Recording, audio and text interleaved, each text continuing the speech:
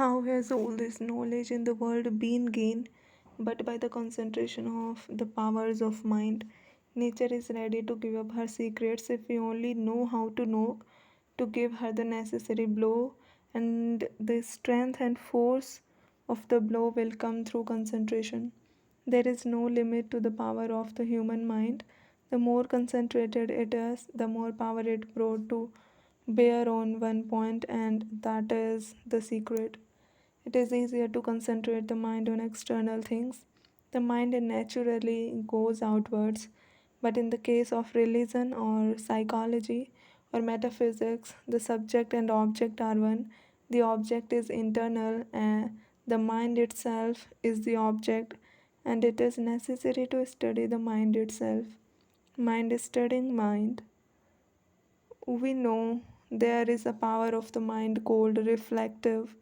I'm talking to you at the same time I'm standing outside, as it were a second person, and knowing and hearing what I'm talking.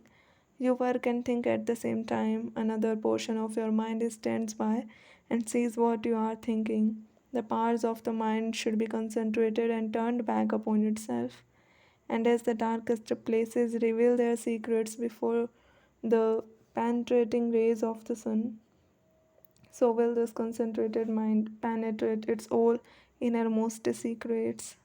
Thus will we come to the basis of belief, the real genuine religion. We will perceive for ourselves whether we have souls, whether life is of 5 minutes or of eternity, whether there is a God in the universe or none. It will all be revealed to us. This is what Raj Yoga proposes to teach.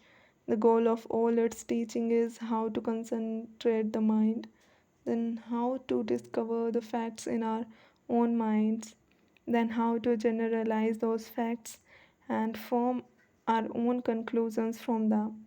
It therefore never asks the question what our religion is, whether we are deists or atheists, whether Christians, Jews, or Buddhists.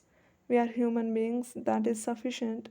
Every human being has the right and power to seek for religion.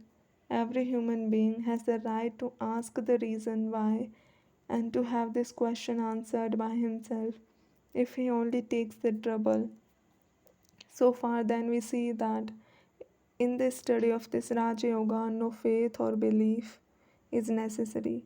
Believe nothing until you find it out for yourself. That is what it teaches us. Truth requires no prop to make it stand.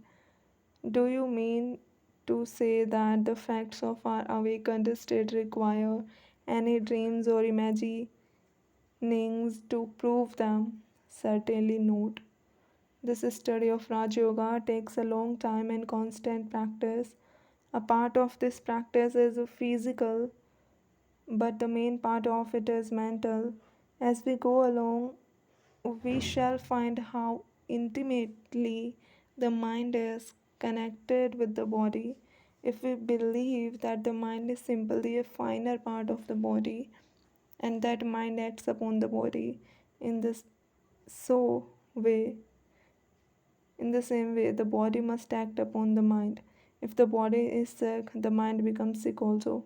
If the body is healthy, the mind remains healthy and strong. When one is angry, the mind becomes disturbed. At the same time, when the mind is disturbed, the body also becomes disturbed.